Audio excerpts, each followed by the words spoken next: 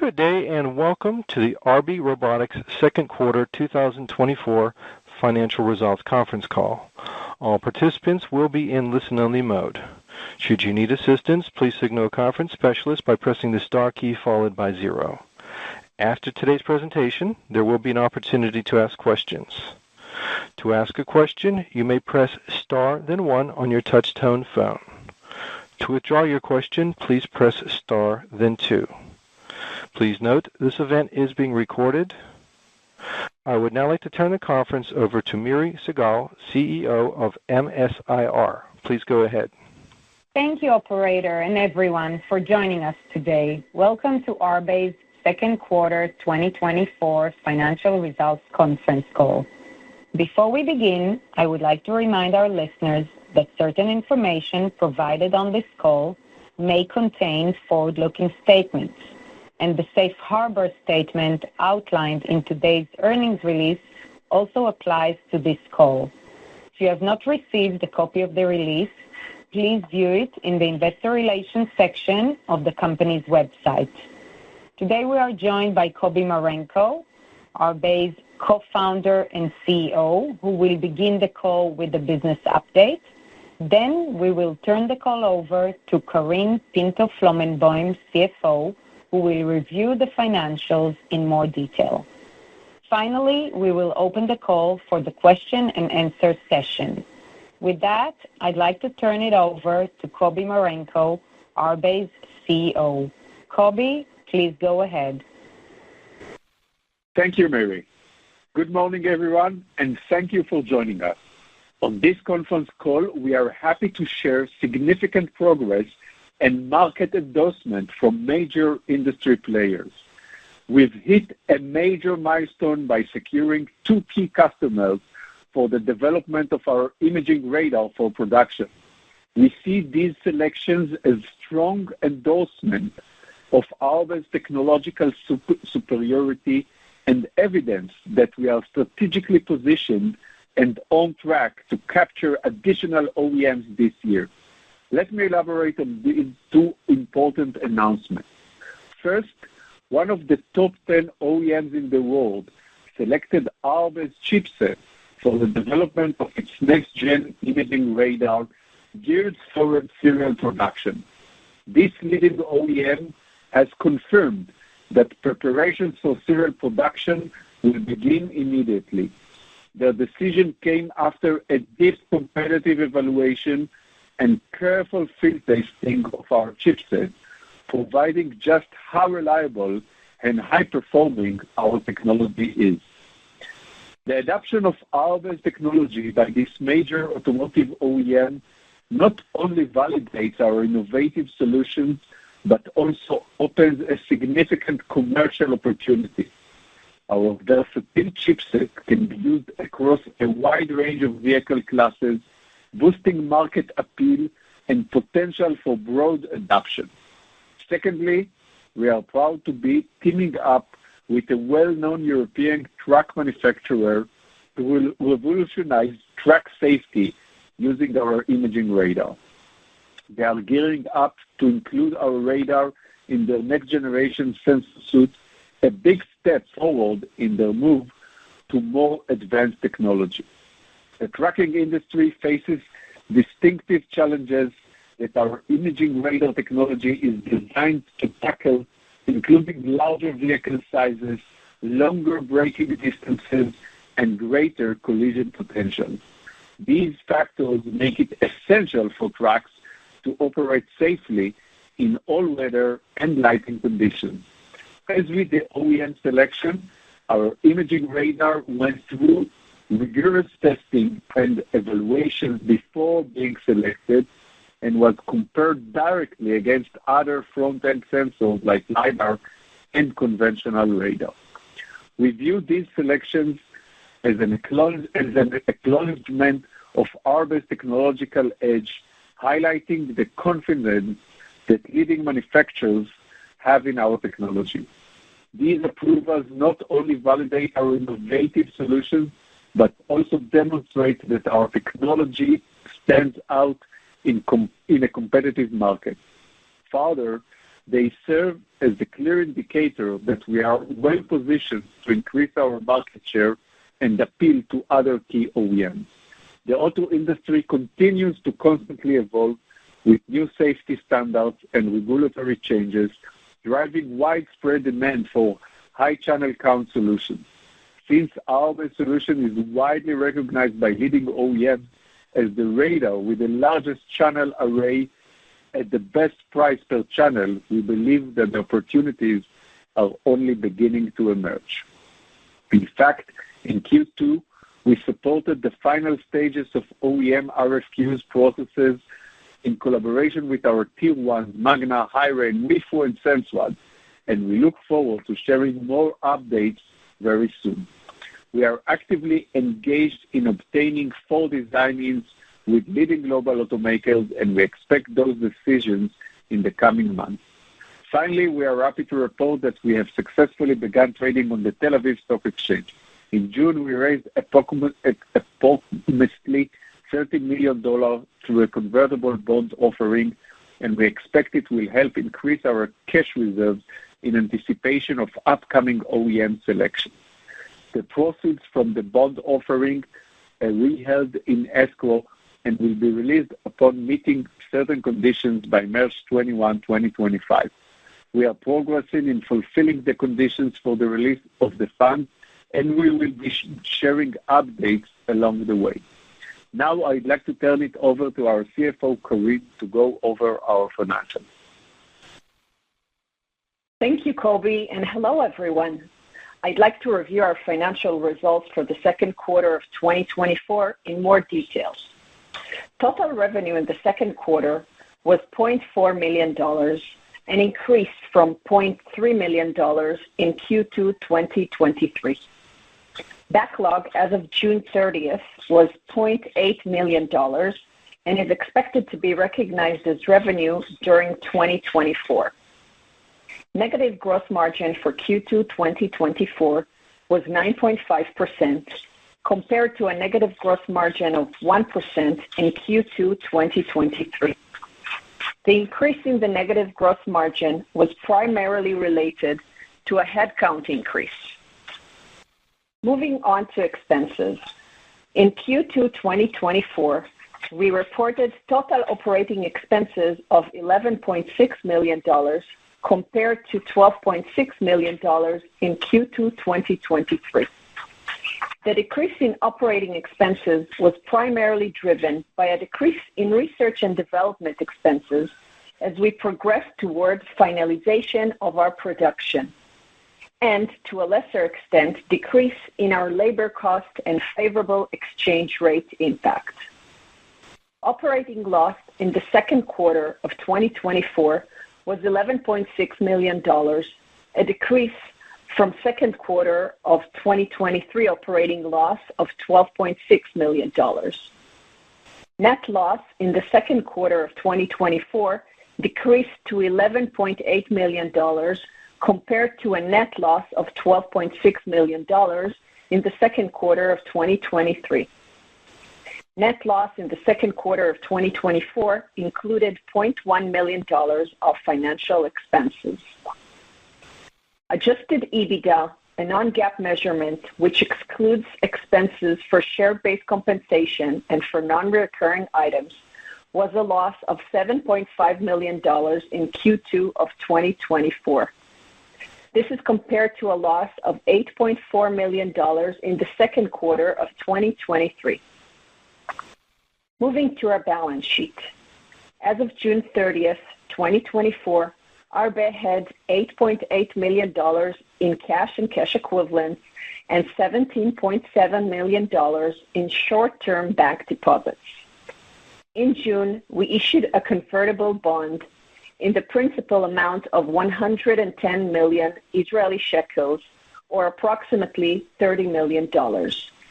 The proceeds from the sale of the bond, which were approximately 112.4 million Israeli shekels, or approximately $30.5 million, are held in escrow and will be released upon meeting certain conditions by March 31st, 2025.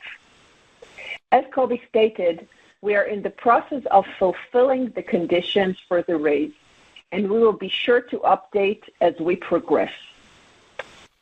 With respect to our guidance for the year, we would like to reiterate what we previously shared. Our goal of achieving 4 design-ins with automakers remains unchanged, as we observe continued strong interest in our market-leading offering. We have strengthened our positioning in all our RFQ engagements, even though the OEM have shifted their decision timelines from late 2023 to 24. The 2024 annual revenue are expected to be in line with those of 2023, followed by revenue growth in 2025. These revenue projections are based on our expectation that we will be in full production in the second half of 2024, as well as our decision to exclusively focus on getting our chipset into production. We are committed to maintaining a strong and well-managed balance sheet, focusing on cost effectiveness and the ability to fund our revenue growth. Adjusted EBITDA for 2024 is projected to be in the range of $30 million loss to $36 million loss. Now, we will be happy to take your questions. Operator? Thank you. We will now begin our question and answer session. To ask a question, you may press star then 1 on your touch-tone phone. To withdraw your question, please press star then 2. At this time, we will pause momentarily to assemble our roster. And our first question will come from Joshua Buchalter with TD Cowen. Please go ahead. Hey guys, good afternoon. Thanks for taking my question and congrats on all the progress interquarter. For my first one, I wanted to ask about the selection at the top 10 OEM. Obviously a great sign there. It mentions in the press release, when it was initially signed, it's aimed at serial production. Can you maybe walk us through some of the milestones that need to be hit and when you to enter series production and when you would expect that decision to be made? Thank you. So first of all, the decision to go to production with this radar was already made. So what the process that we are going through now is basically that this OEM has internal tier 1 that takes reference design from us, adapts it to their needs, and start developing a full radar model for production based on that. And based on the timeline of this process, the OEM will decide on the exact year model or the exact timing of full production. But right now, it's basically the train is already moving and we know where it should go. It's just a matter of how long will it take to bring up this kind of production, the full production. We have our estimations from the current tier 1s that we're already working with them. So we expect to start gaining revenues from this win by end of 25, early 26. Okay, God, thank you for all the color there. And then on the goal of achieving the 4 design-ins this year, any more details you can share on what types of applications and maybe timeline to revenue you would expect if you are indeed able to convert those wins that you're in discussions for? Yeah, so first of all, we already achieved 1 out of these 4, so we're still left with 3. So 25% already done. And we are now in last phases with a few major RFQs. Actually, one of them stated for us in the last few weeks that we are in a pole position to win this contract. With all of the RFPs that we are now in final stages, we expect year model to be 28, application to be safety, the new regulation for emergency braking and hands-free driving, mainly on the highway. And we expect to start gaining revenues from that since it's year model 28. We will start shipping chips to Magna, that is our main tier one for those projects, by the second half of 26. Thank you for that, Kobi. And last one for me. I mean, you mentioned in the press release, reaffirming the 2024 annual revenue in line with 2023, followed by revenue growth in 2025. Any initial, guardrails or range of revenue growth you'd like to provide for 2025? Thank you. So we have a preliminary orders from China, and HiRain and Weifu both are in a great progress towards production. So we would expect to get those revenues that HiRain and Weifu indicated for us for 25. I can also add to that Weifu just announced a few weeks ago that they spinned off their radar business into a new company, and Bosch is one of the investors in this subsidiary. So we expect it also to help Weifu gain more business and gain more traction in the Chinese market. So overall, our target is the numbers that we have in a preliminary order from the Chinese market, more or less. Thanks, Kobi. And the next question will come from Suji De Silva from Roth Capital. Please go ahead. Hi, Kobi. Hi, Karine. Congratulations on the progress here. Kobi, now that you've had some wins here, maybe you can revisit the key factors you're seeing in selection of Arbe's radar, and maybe you can update us on the competitive landscape what you're seeing, 3 months later. So the main advantage of automotive and the main disadvantage of automotive is that the landscape is not changing. So what we saw 3 months ago and 6 months ago and actually a year ago is the same that we see today because of the fact that it's so complicated to bring chips to production in automotive. Actually, when we started this company 7 or 8 years ago, if we even imagined how complicated would it be to take 3 chips to production in automotive, we would probably choose a much easier industry like pharma. So we don't see here a huge difference since last quarter. So what we see is a major shift in the understanding of the OEM that a multi-channel radar, a high multi-channel radar, is a must for any kind of safety application.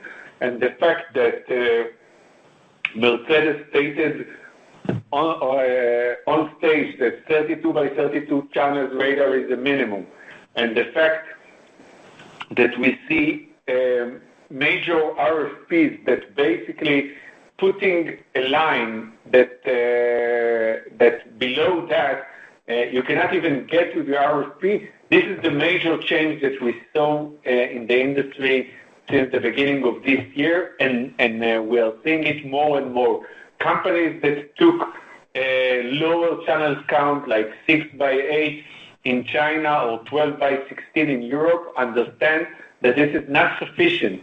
That basically, if you want to see a pedestrian that is coming out of his car on the highway, or you want to see tire on the road on the highway near the guardrail, or you want to drive in an urban area and to understand that there is a bridge or there is a pedestrian below the bridge, or there is a motorcycle on the side of the road, it's clear for everyone that the amount of channels that is less than 32 by 32 is meaningless. Also, the fact that we are able to bring down a chipset that allowing Magna to sell and HiRain to sell a radar in a price that is similar to the 12 by 16, I think also makes the difference. And this is our core advantage as opposed to Mobileye. that their product is much more expensive and much more power hungry, which is also a major issue in today's car.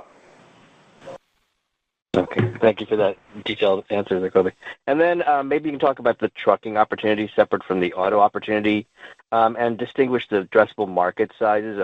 I'm sure it's different units, understanding the unit TAM and then the pricing difference. And maybe is the content per truck one radar per truck similar to cars? Yeah, so trucks were basically is the lower volume. And you know, some of the tier ones are not even selling to trucks. So the price there of the radar is more than regular automotive, but the volume is much lower, and the adaptation that is needed is also much more important than in regular automotive, in private vehicles. So trucks is not a major part of our business and won't be a major part of our business, but I think that the fact that the truck company selected our radar means that this is basically the highest level of safety that is needed in the market. And I think for us, it's a major milestone. Okay, that's very helpful. And then maybe a last question on the financials, or just the, I think, Karine, you mentioned the headcount went up. I'm just curious, what areas of the company are you increasing headcount in? Thanks. So the headcount went up in our cost of sale, which is mainly our customer support. When we actually finalize our production stages and we want to be ready for the next stage of full production, serial production, and also supporting our customer support. So these are mainly the areas where we boost our headcount for this stage. Okay, very good. Thanks, guys. Thank you, Suji. Again, if you would like to ask a question, please press star, then 1. The next question will be from Matthew Galinko from Maxim Group. Please go ahead.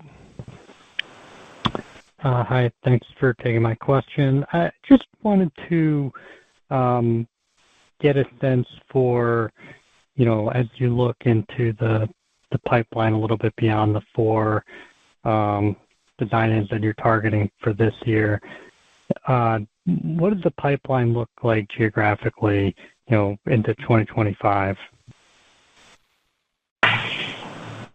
So the current pipeline of, I would say it's like this. Short-term customers that we assume we will have wins in Q3 and Q4. All of them are, the headquarters is European, of course, they are selling cars all over the world. For next year, we see, of course, China and Japan as the major countries, and US just after that. Great. Thank you. And ladies and gentlemen, this concludes today's question and answer session. I will turn the conference back over to Kobi Marenko for any closing remarks. So thank you everybody for joining us today, and we look forward to update you shortly on new news coming from us.